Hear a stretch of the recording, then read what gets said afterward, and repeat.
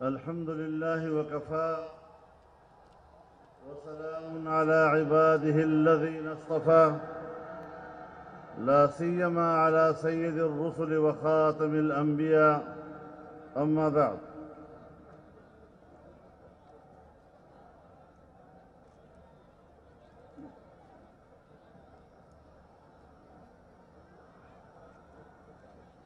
Pakistan democratic movement کے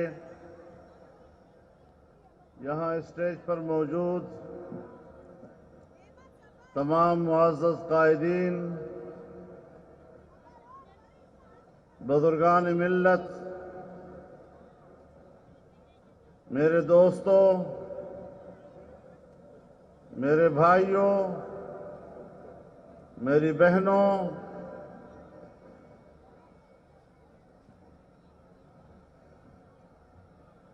آج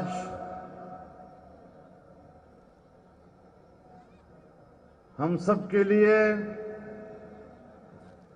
جو اس اجتماع میں موجود ہیں بڑی سعادت کی بات ہے کہ ہم ایسے لمحات میں اکٹھے ہیں جب ربیع الاول کا چاند بھی نظر آ گیا ہے اور ربیع الاول کی پہلی رات ہے۔ سب مل کر اس مناسبت سے جناب رسول اللہ صلی اللہ علیہ وسلم کی حضور درود شریف پڑھ لیجیے۔ اللہم صلی علی سیدنا۔ یہ پاکستان عشاق رسول کا پاکستان ہے۔ یہاں ناموس رسالت پر، ان کی ختم نبوت پر، ان کے صحابہ کرام اور اہل بیت اطہار پر فدا ہونے والے لوگ موجود ہیں، اور یہاں پر حسین کے پیروکار موجود ہیں جس نے کبھی بھی یزید کے اقتدار کو تسلیم نہیں کیا ہے۔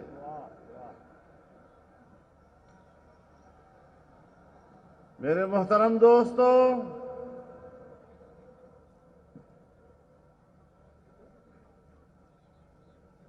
آج کی رات 18 اکتوبر ہمیں ان شہداء کی یاد دلا رہا ہے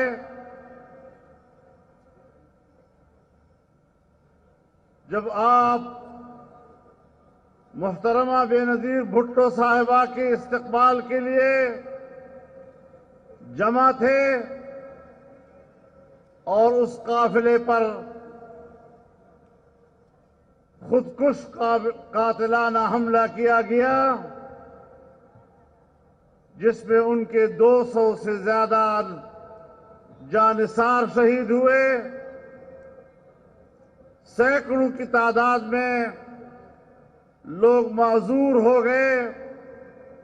آج اس اجتماع کی وساطت سے میں ان تمام شہداء اور اس سانحہ میں متاثر ہونے والے لوگوں اور ان کے خاندانوں کے خدمت میں خراج عقیدت پیش کرتا ہوں۔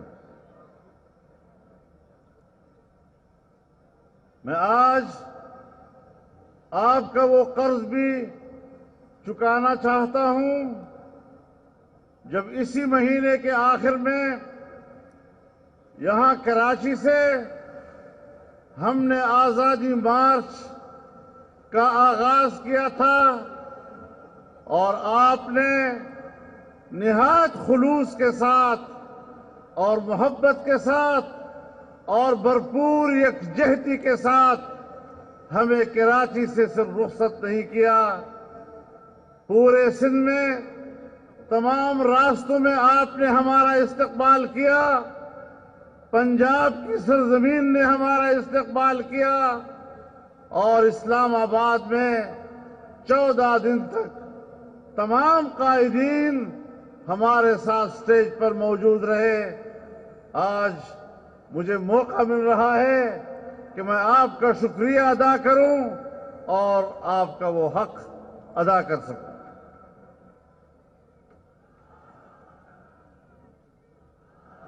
मेरे मोहतरम दोस्तों,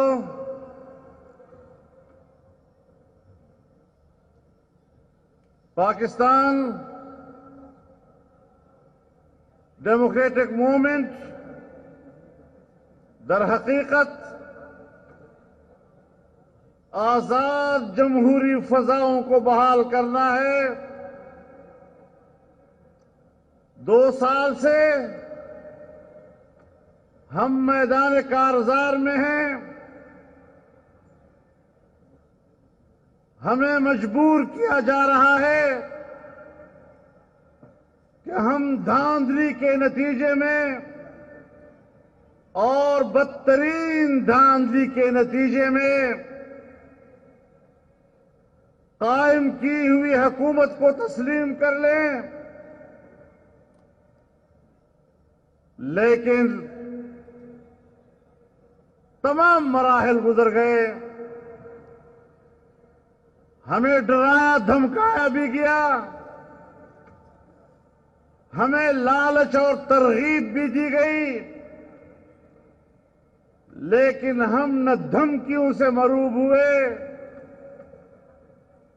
न किसी लालच से हम मुतासर हुए। आज भी अपने मौक़िफ़ पे कायम हैं और अलग-ऐलान कहते हैं कि हमें ये कठपुतली हुकूमत कबूल नहीं है और हम इसके हाथ पर बैअत करने के लिए तैयार नहीं हैं।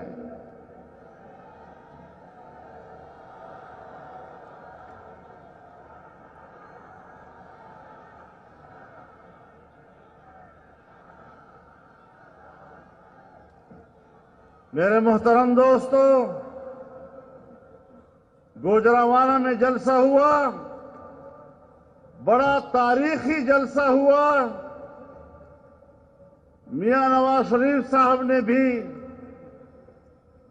खिताब किया। उनका खिताब इलेक्ट्रॉनिक मीडिया पर तो नहीं दिखाया गया, लेकिन उनके कुछ हिस्सों पर हमारे कुछ बड़ों को बड़ा एतराज था और मौका मिला कठपुतली साहब को कि आज वक्त है जरा बूट पॉलिश कर लें। बूट पॉलिश करने के लिए आया। हमेशा जब बात करता है तो कोई न कोई बोंगी मार देता है।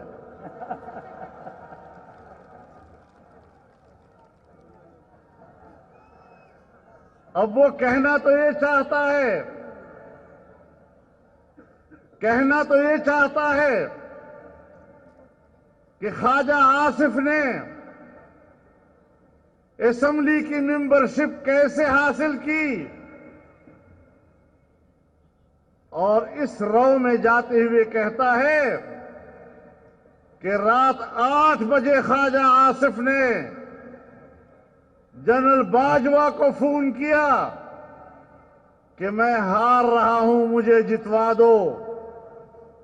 तो बाजवा साहब ने जितवा दिया। इसका ख्याल नहीं आया कि मैं उन्हीं के हाथों से की गई धांधली का एतराफ कर रहा हूं और उसकी तस्दीक कर रहा हूं।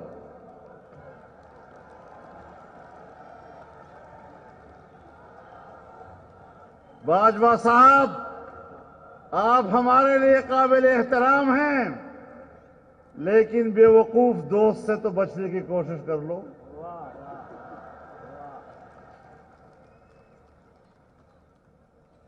आज अगर आपसे दुनिया को शिकायत है तो इसकी शिकायत हमसे न कीजिए, अपने इन अहमक दोस्तों से कीजिए।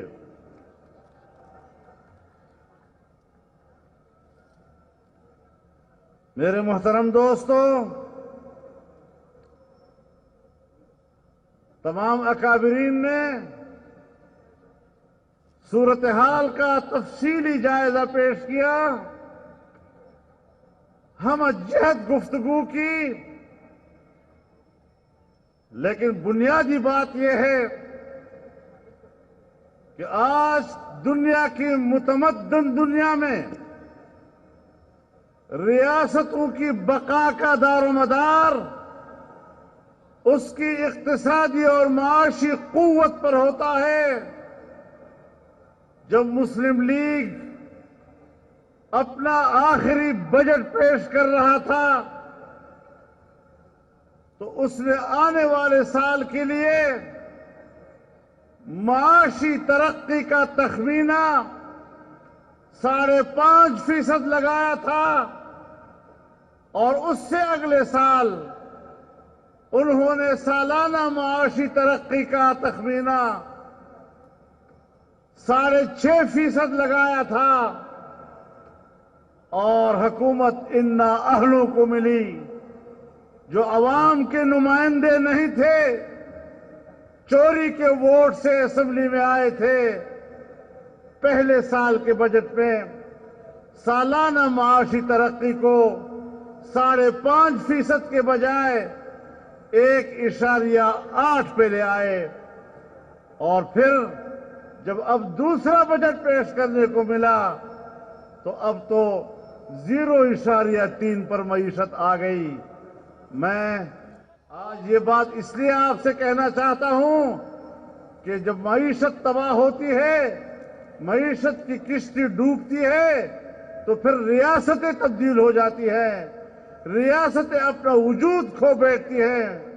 سوویت یونین کی مثال سب دنیا کے سامنے ہے، آج بھی وہ دفاعی لحاظ سے سپر طاقت ہے، ویٹو پاور ہے، لیکن معاشی لحاظ سے جب وہ تباہ ہو گیا تو اپنا وجود برقرار نہیں رکھ سکا اور واپس رشین فیڈریشن کی طرف چلا گیا۔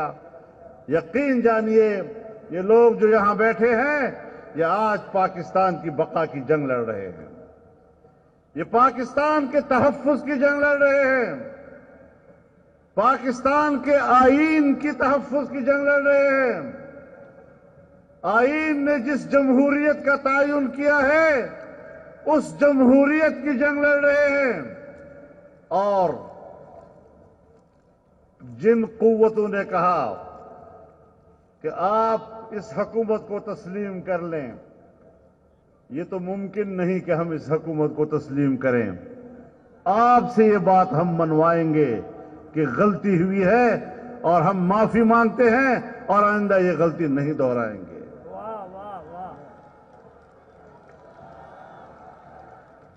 میں ایک پاکستانی ہوں، آپ بھی ایک پاکستانی ہیں، ہم سب کا اپنا ایک عزت نفس ہے، ہم اس ملک میں عزت نفس کے ساتھ جینا چاہتے ہیں۔ عزت نفس کو قربان کر کے ہم نے زندگی گزارنا نہیں سیکھا۔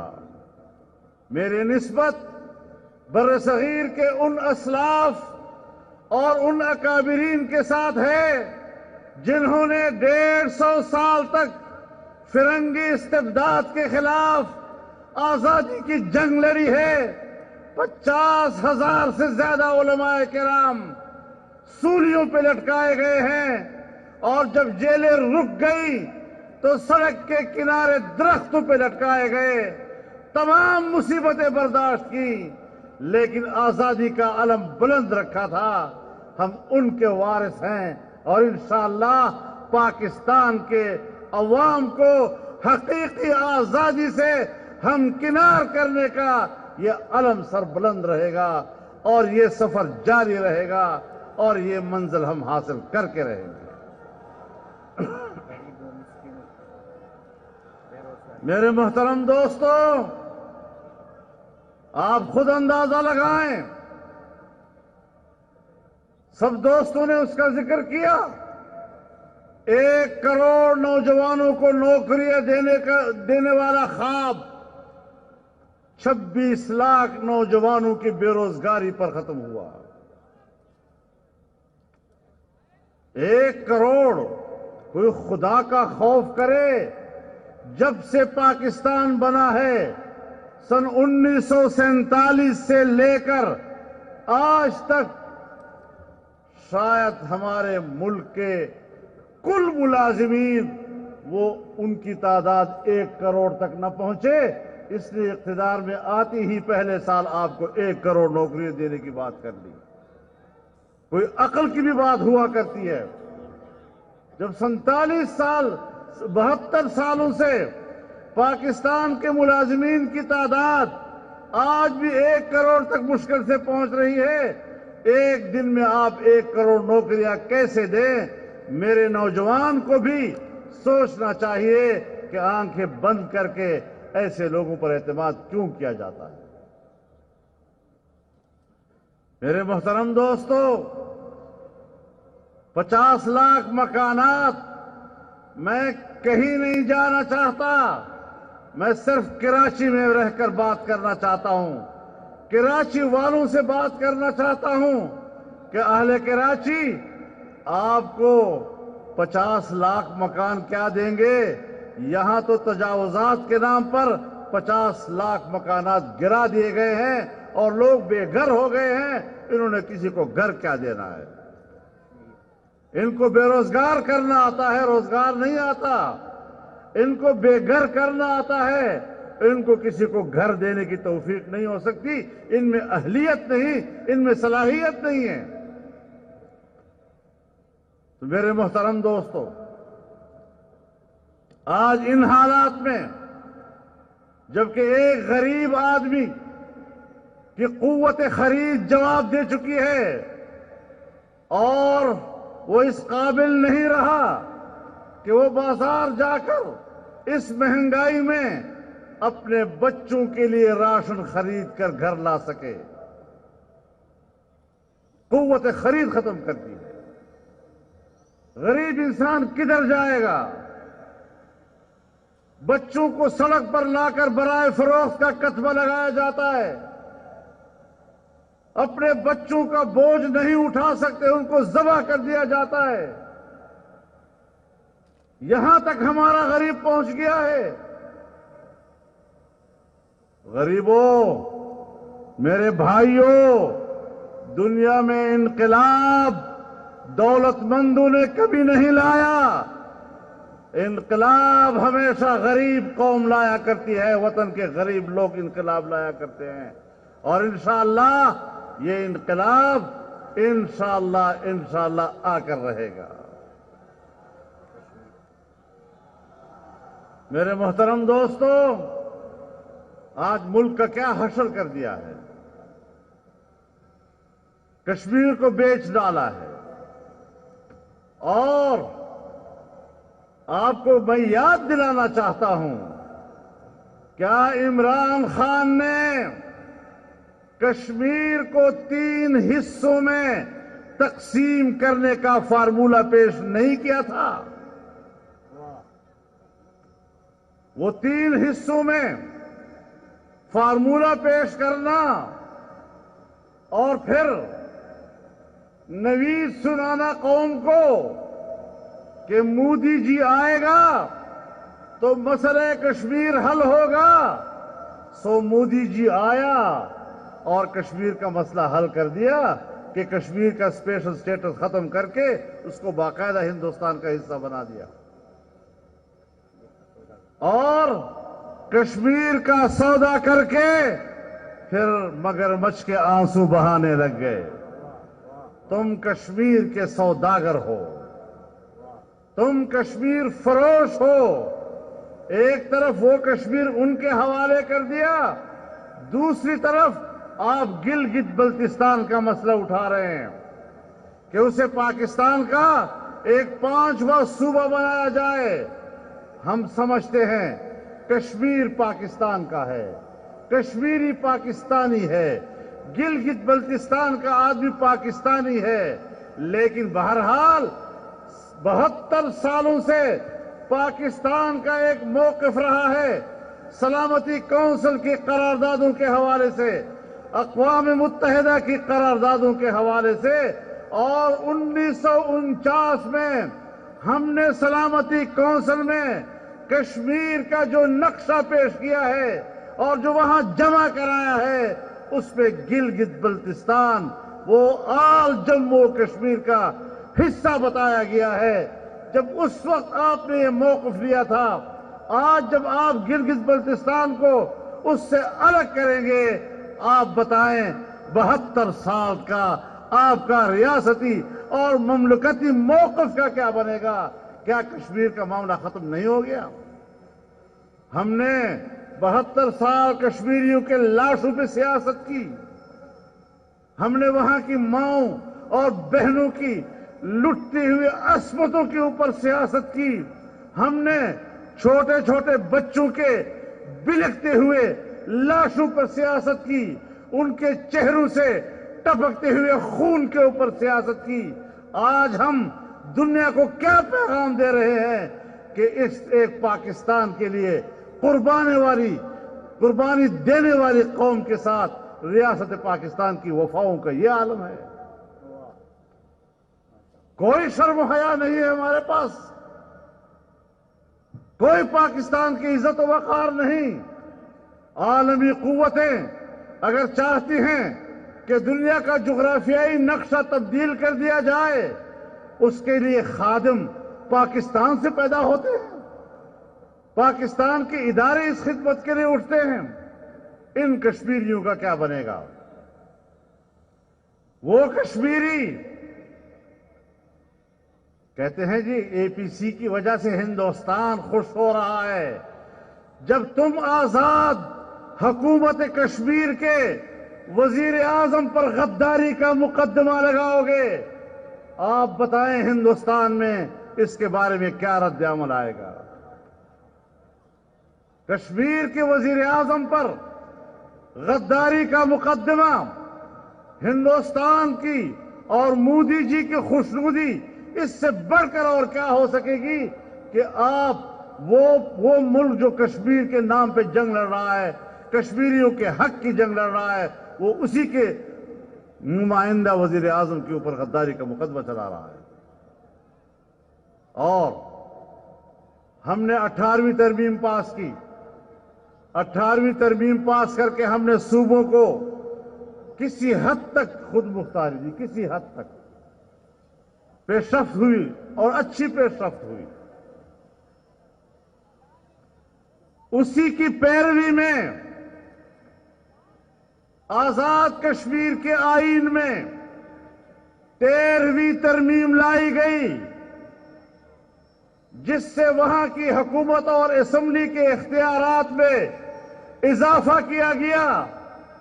لیکن آج پاکستان کے مقتدر قوتیں اور پاکستان کے حکمران پھر سر جوڑ کر بیٹھے ہوئے ہیں کہ 14ویں ترمیم لا کر ہم ان کے اختیارات کو کم کر دیں۔ آپ بتائیں کشمیریوں کو دیے ہوئے اختیارات ایک نئی ترمیم کے ساتھ آپ اس سے واپس چھین رہے ہیں۔ آپ اپنے ملک کے اندر صوبوں کو دیے ہوئے اختیارات ان سے واپس چھین رہے ہیں۔ اس سے بغاوتیں پیدا نہیں ہوں گی؟ کشمیر کے اندر پاکستان کے خلاف بغاوت شروع ہو جائے گی، ہمارے اپنے صوبوں کے اندر اپنے ملک کے خلاف آوازیں بلند ہوں گی۔ اور اگر آپ نے سندھ اور بلوچستان کے جزائر کے اوپر قبضہ کرنے کی کوشش کی تو یقین جانیے یہ 18ویں ترمیم یعنی آئین کی روح کے خلاف ہوگا، اور کسی طریقے سے بھی نہ کوئی سندھی، نہ کوئی بلوچ، نہ کوئی پشتون وہ آپ کے اس قسم کے فیصلوں کو تسلیم کرنے کے لیے تیار ہوگا۔ یہ جزائر سندھ کے ہیں، ان پر ان کے بچوں کا حق ہے۔ یہ جزائر بلوچستان کے ہیں، وہاں کے لوگوں کے بچوں کا اس کے اوپر حق ہے، وہاں کی ماہی گیروں کا اس کے اوپر حق ہے۔ آپ کو کوئی حق نہیں پہنچتا۔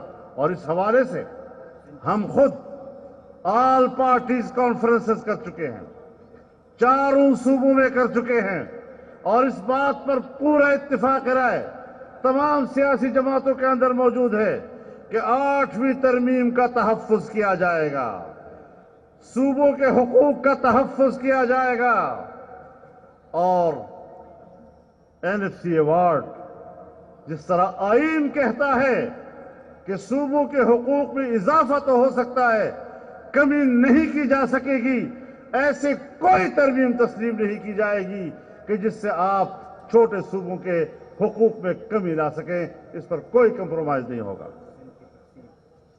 میرے محترم دوستو، بڑی کوشش ہو رہی ہے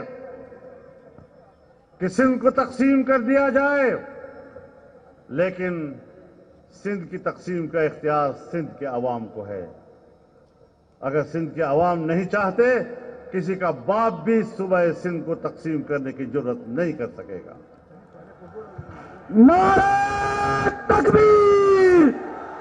ایک نعرہ سندھ کھپائیں دے، جمع ملن کھپے پاتا رکھائیں دے، سندھ کھپائیں دے، سندھ کھپائیں دے، سندھ کھپائیں دے۔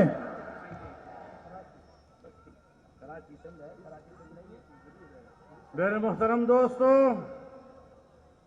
آج ہر شعبہ زندگی کرب میں مبتلا ہے۔ چھوٹے ملازمین ہوں، میڈیکل ہیلتھ ورکرز ہوں، اساتذہ ہوں، وکلاء ہوں، تاجر ہوں، دکاندار ہوں، یہاں تک کہ صنعت کار ہوں، مزدور اور کسان ہو، ایک ایک طبقہ میدان میں نکلا ہوا ہے، احتجاج کی آواز بلند کیے ہوئے ہے، اسلام آباد تک پہنچ جاتے ہیں، کئی روز وہاں پر دھرنا دے رہے ہوتے ہیں، اپنی چیخ پکار پوری دنیا تک پہنچانا چاہتے ہیں۔ پوری دنیا ان کی آواز کو سنتی ہے، لیکن ساتھ میں ایک بنگلے کے اندر بیٹھا ہوا ایک بہرا وزیر اعظم ان کی بات نہیں سنتا، بہرا بھی ہے، جعلی بھی ہے۔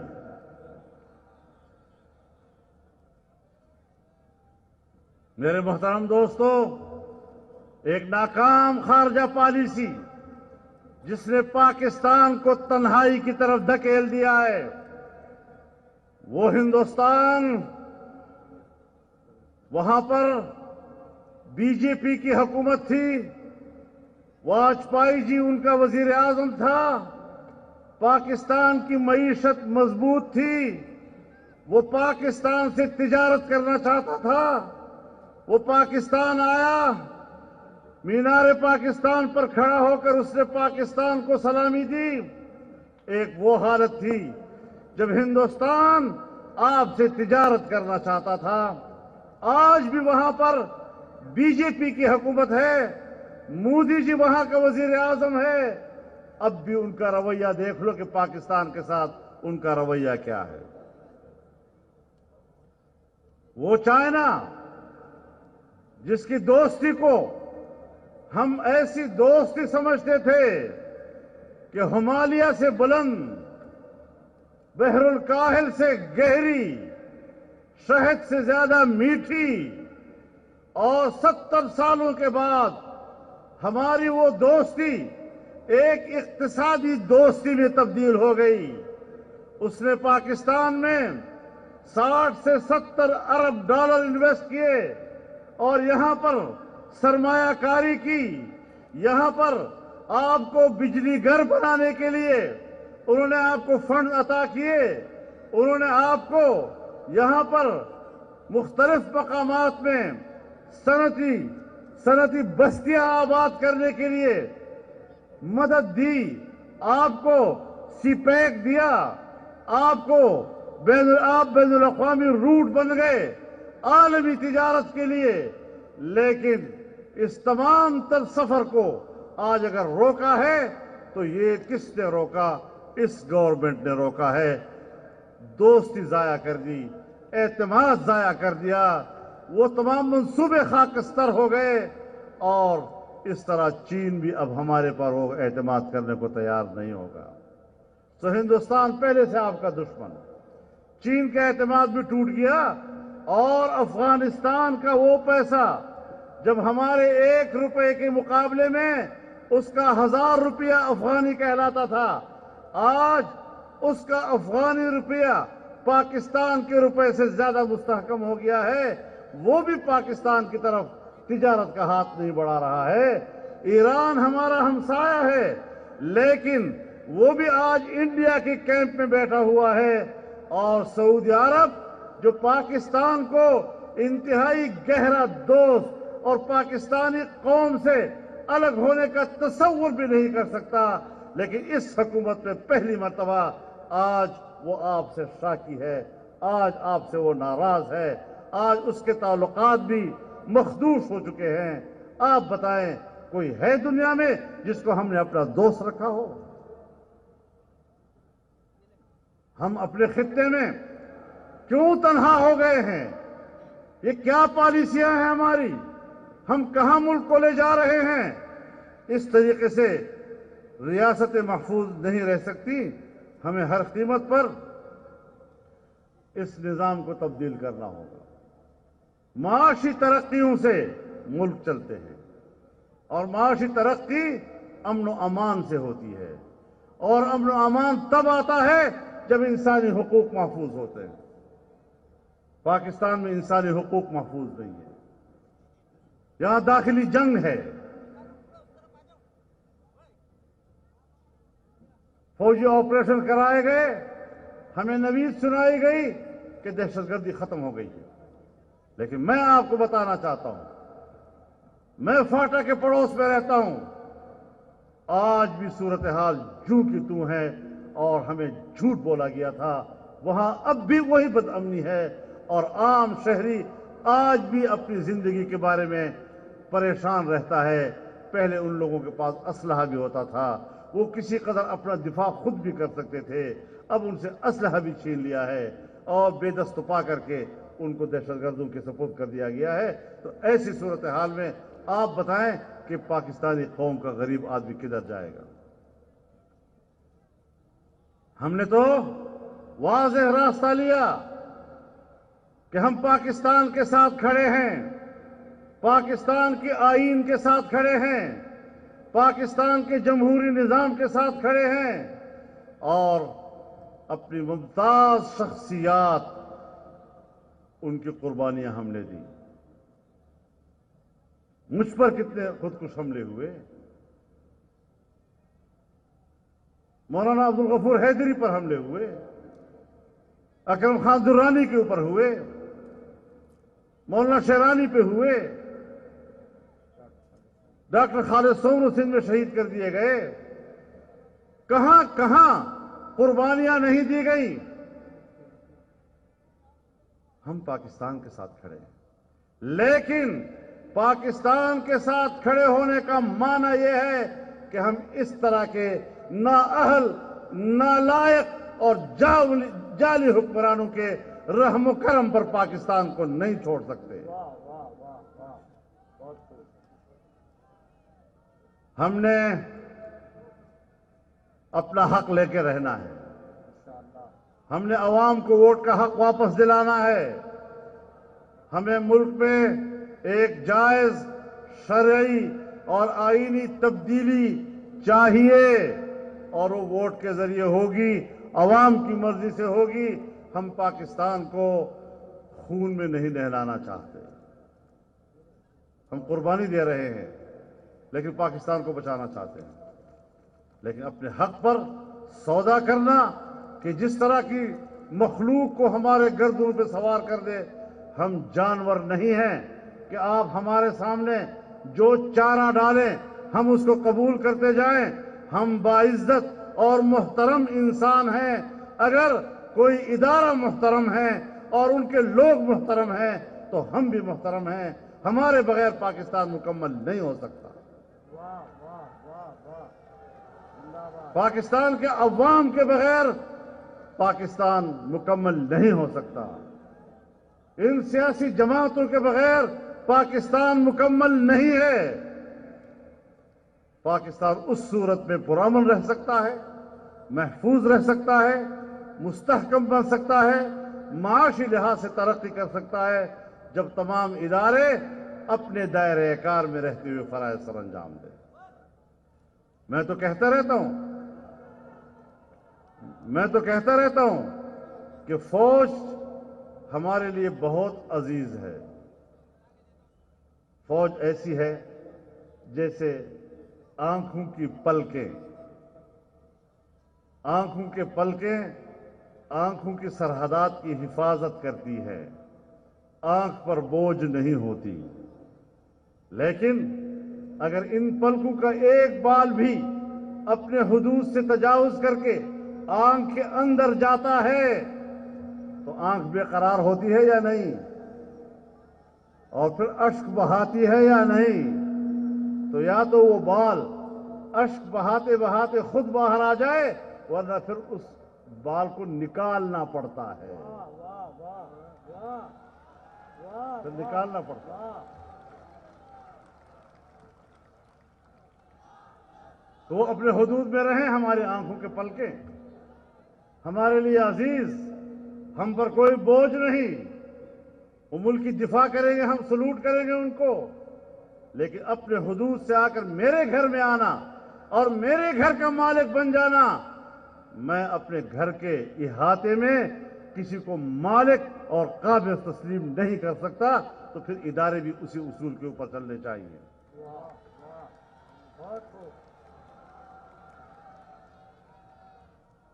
تو میرے محترم دوستو, جو بھی باتیں آپ سے کی گئی ہیں, معاشی حوالے سے کی گئی ہے, داخلی حوالے سے کی گئی ہے, گڈ گورننس کا کوئی نام نشان اب نہیں رہا ہے.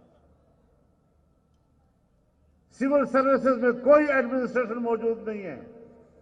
افراتفری کا عالم ہے. اور دنیا کہتی ہے, ہم نہیں کہتے, دنیا کہتی ہے کہ جو کرپشن کو مٹانے آئے تھے ان کے 2 سالہ دور حکومت میں کرپشن 3 اور 4% بڑھ گئی ہے. کبھی کا تو نام ہی نہیں لے رہی. تو اس طریقے سے ملک نہیں چلا کرتے. اناڑیوں کو ملک حوالے کرو گے تو یہ بیڑا غرق ہوگا.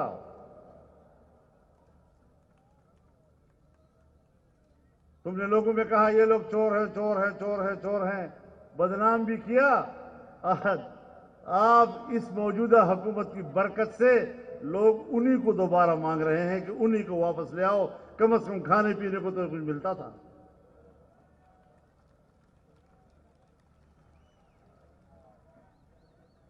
تو میرے محترم دوستو, ہم ایک میدان میں ہیں, ایک محاذ پر ہیں. اس محاذ پر ہم ڈٹے ہوئے ہیں اور تمام سیاسی قوتیں ایک پلیٹ فارم پر ہیں. اور انشاءاللہ یہ جنگ ہم جیت کر رہیں گے. یہ حق ہم حاصل کر کے رہیں گے. پاکستان کی حفاظت ہوگی, اسلام کی حفاظت ہوگی, جمہوریت کی حفاظت ہوگی, آئین کی حفاظت ہوگی. اور اس مقصد کے لیے ہم نے آگے بڑھنا ہے. ہمارے اندر نظریاتی اختلاف ہو سکتے ہیں لیکن